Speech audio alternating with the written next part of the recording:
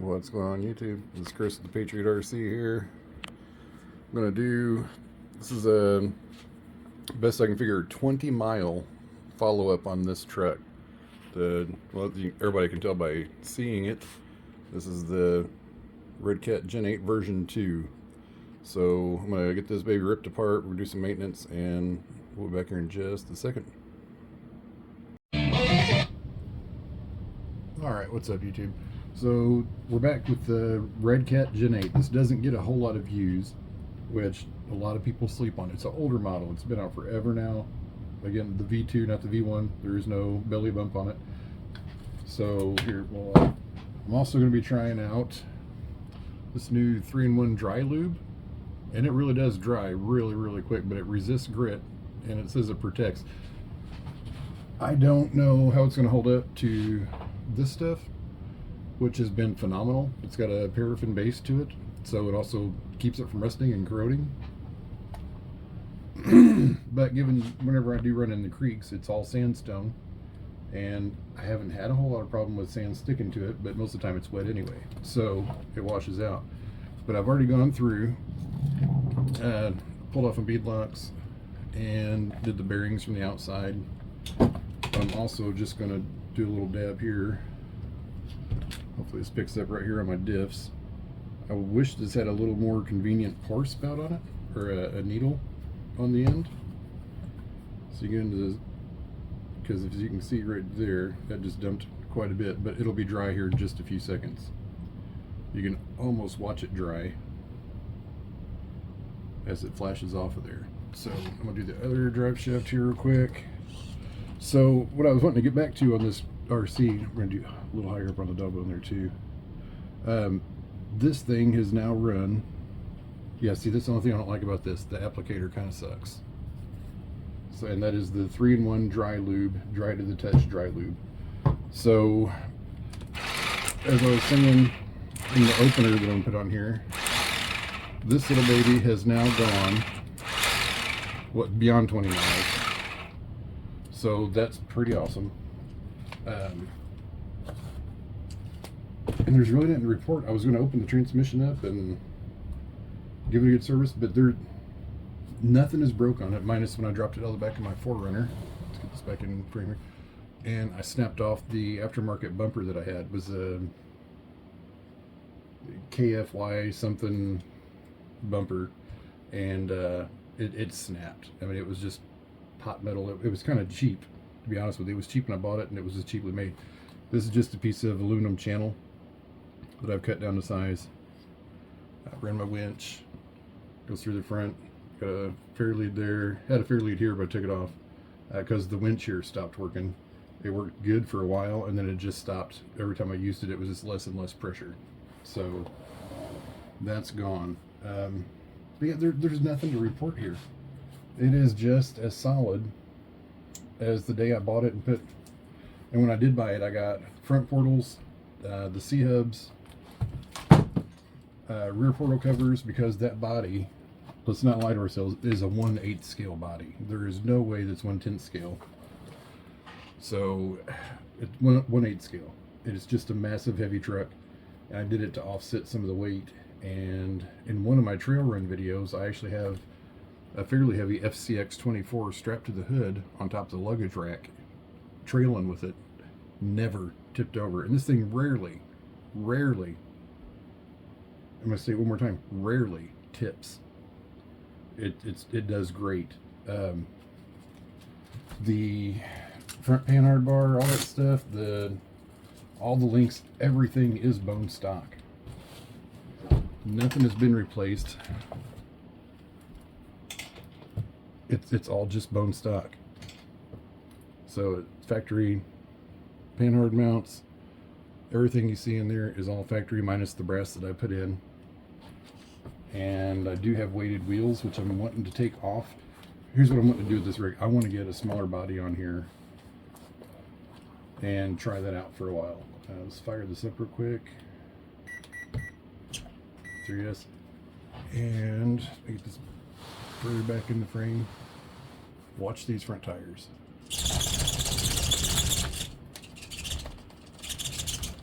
They are that servo. And now we'll get it fully supported weight. This is a rubber mat here. And then watch the front end, I'll put some load on it.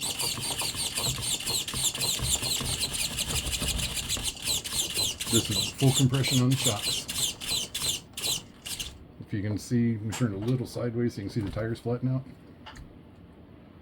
So the tires are flattened out. Let me get the camera down a little lower here. There we go. Tires completely flattened out. It slows down, but it is not lacking torque. This is the best servo I think I've ever purchased. Absolutely. That is just, it almost doesn't get tiring watching that. That is yeah, sorry, that is completely spazzing out there. And then as far as the slow crawl goes, I have not driven this in a little bit. So, but yeah, I was going to get it out and do some trailing here. And figure I'd give you guys an update on it, because yeah, we have hit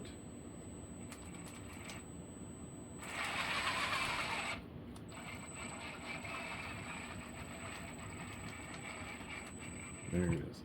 So yeah, we've hit well over 20 miles on it now.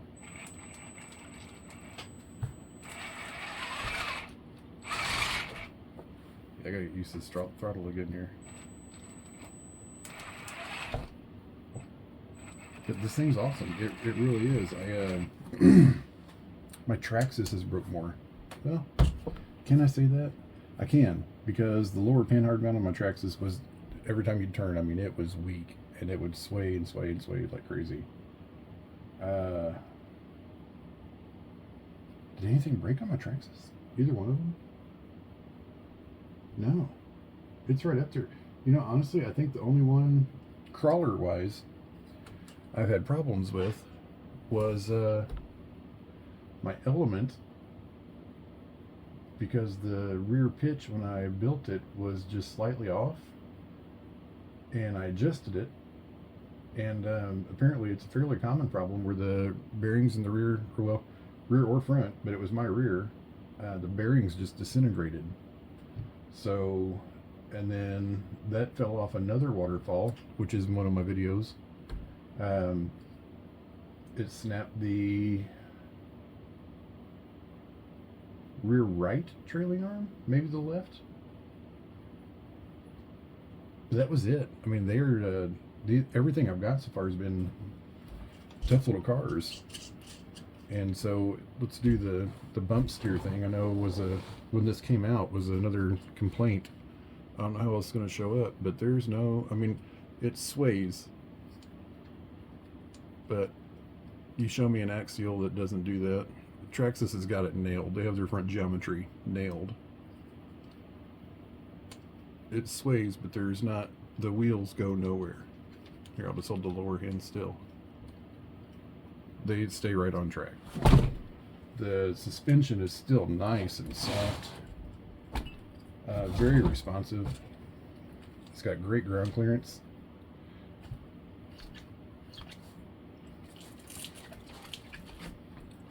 And lots of flex. So there's, get this out of frame here. Let's get the old school ruler out. And with this one, I am, see, the back wheel's still on the ground, just coming off right there. So 5 inches is dead even with the outside of the wheel. So I'm going to say 4.5 inches. That's nothing to sneeze at for bone stock. Yeah, so I'm going to cut this one now, I think. I just wanted to give you guys an update on it. Again, 20 actual miles, 20 plus actual miles walked with this. And God, it's done really, really good. And these Glowback tires, there's called Glowback Super Swamper Rock Tire, which all Endurers are. But this came from RC Rollins. And these are great tires. There's somewhere where you can see the rubbers peeling back. on quite a few of the lugs. But this one does, I'm going to take them off of this car because this doesn't see a lot of abuse because of its size. And I don't want to hurt the body. It still does get dogged in the trails though. But I don't attempt any crawls with it. So these tires are almost going to waste as far as giving an honest review of how well they crawl. I've got one video with them on there. They did great. They really, really did good. But I feel like they're wasted on this car. So anyhow, we're going to get off there, and then I'm going to shoot another video about getting some new RC cars and see what you guys think about that. But you guys get out there and have some fun. Have a good time. Go out to get your cars dirty. And remember, cross-threading is Mother Nature's thread lock. Okay, so this is going to be the final installment in the Redcat Gen 8 V2 video. Tried this a couple times, I keep getting interrupted. So, this is the Redcat Gen 8 V2. It's got a Traxxas body on it. It sounds like a shock needs addressed back here, so we'll do that in a little bit. Won't do it on video. So I switched the body out, as you can obviously see. And let me get the... So here is the original body, which if the fender covers weren't on there would eat the TRX4 body. I don't know why this thing wasn't considered, I don't know, 8th scale when it came out. And it's sustained some damage from a rollover right there. But no, this thing has been nice. I love the car. But when I take this out, I worry more about driving it off edge of waterfalls because I've done that twice now. I don't want to ruin the body anymore, but just want to do something different until I get some new RCs in, which should be coming here before long. So if you got any suggestions, let me know. These foams are coming out of these tires because these are absolutely just ridiculously firm. I mean, that is everything I've got to push down just to get it to flatten. The top's not flattening, the bottom is, because the foams have a star pattern cut out in them. But these foams are ridiculously stiff. I mean, just absolutely ridiculously stiff. So I got the body posts from an old body post from a Slash, just mounted them here on where that fan shroud is, and then TRX4 mounts in the back that I just cut flush and then screwed those into the back of the shock towers, and they fit beautifully. So that's what we got there. I got the inner fenders removed from the back. I think I'm going to do the inner fenders today for the front. We're not going to run a bumper on the front for now. May even take the rear bumper off because I don't know. Well, it didn't really translate in the video. Let me show you back here again. Let's get the back seated here. Believe it or not, before I turned the camera on, I got this in one try. They just dropped right in where they're supposed to be. So let's get that back in. Look how tall that bumper sits, or the body sits over the bumper. So I'm not going to get rid of the shock towers, because if I got rid of the shock towers, it would seat way, way better, a lot lower, how it should be. But as it sits now, where the body is, it sits perfectly inside the inner fenders. The body almost runs perfectly along the sides here. So we're just going to let that be. So we got the Hobbywing 1080. It is the Gen 1. It's not the new one. Holmes Hobby 550 12 turn. My fault. I initially went to get the 540, but we got the 550. So we've got that. So anyway, we're going to swap out foams and try these tires out on something else, or in a different configuration. Let's say that. So I'm probably going to swap the bead locks. Not sure what I'm going to put them on, but I do have these Endura bead locks, which have been a pain in the butt trying to seat these Traxxas tires, which is what I was going to swap them out with. This one came out great. These are an unglue from factory gluings. If you see right here, that is pretty chewed up, and then I guess that's the extent of the damage on this one. So yeah, we got some of the bead chewed up there. There's another one that's in a lot worse shape, which make mounting pretty difficult. I guess it's this one. So as you can see right here inside the bead lock there, it does not like trying to take seat in those other bead locks. I'm hoping they'll see better in this bead lock. These have been snipped, not sniped, or snipped, not siped. And then if those tires fail, I have my oldest set of Canyon Trails, which have been snipped in a different pattern. So I've got an entire lug, skipped a lug, or cut the entire lug, skipped a lug, and went that pattern. So they work just as good, and those are from my original TRX4 kit that have never been glued. So I know there won't be a problem mounting those. So anyway, this is going to be the last section of this video, and we're going to wrap it up. The Redcat Gen 8 V2, unless you're looking at a video that's 2 or 3 years old, doesn't get a lot of views on YouTube. I know it's not because I don't get on there and post absolutely stupid, ridiculous pictures of myself, you know, with the idiot looking face for a thumbnail. You just hear my idiot voice and opinions. So, but no, this is still a slept-on platform. It runs great. I've seen quite a few videos where you don't even know it's Redcat Gen 8 unless you see your portal covers. But this thing performs well once you get that big ass body off of it, and that was my goal. So I'm looking for more performance as of right now than the scale look. The original body is a great scale look, and I happen to have an extra TRX4 body, so it's going on here for now, which again, it's almost like it's made for it. So yeah, love the truck. 20 miles, you can't beat it. Nothing's broke. It's just been solid.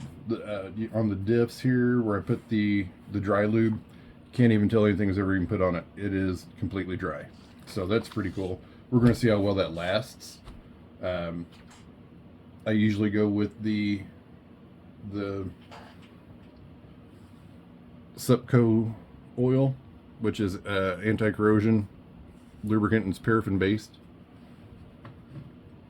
I don't go out into sandy, dusty conditions, so I usually never have a whole lot of sand sticking to it. The sand I do go through is when this is submerged, so it washes out with the water. So, and everything I do, when it does get dusty or whatever, all my vehicles come home and get a bath with Simple Green. So, not really an issue. But yeah, there's no more upgrades I can do on this that I want to do other than just remove these for the body to sit, or well, it sits fine. The mud flaps look a little stupid though on the other body. But on all my vehicles, everything is upgraded and dialed in to where I want it, minus I want to do the Injora antifoams inserts and try venting a few of my tires just to see which, if I can get these to seat, these will be the ones I vent because these are the problem child to mount. And possibly vent these to see how well they do with the air in them. Because when I submerge my tires, I don't want my foams to be wrung out. I don't want to break down bead locks every time I go out for a run. 99.9% of my runs are creek runs. That is the best place I have to go. It's beautiful. There's challenging spots. It's just a nice place to run. So I don't want to go ruining foams. I wouldn't care about these, but we're going to put dual stage foams in for now until I figure out the ones that I need to buy. I think I'm going to go with the blue. I think the green is the softest, blue is the medium, and red is the hardest. Although, well, we'll leave that for another video. But yeah, so we're going to swap these out, and we're going to run this out in the backyard later on today and see how much better it does. The sidewalls have softened up a lot. I've drilled through all the way through on and so I bored through there and then cut the star pattern in these. Not deep, but just enough to where side lugs do sit flat. You get a little squish down there at the bottom, but not much. Like, that is just ridiculous. So anyway, you guys have a great day. Get out and do something fun. And we'll see you soon. Thanks.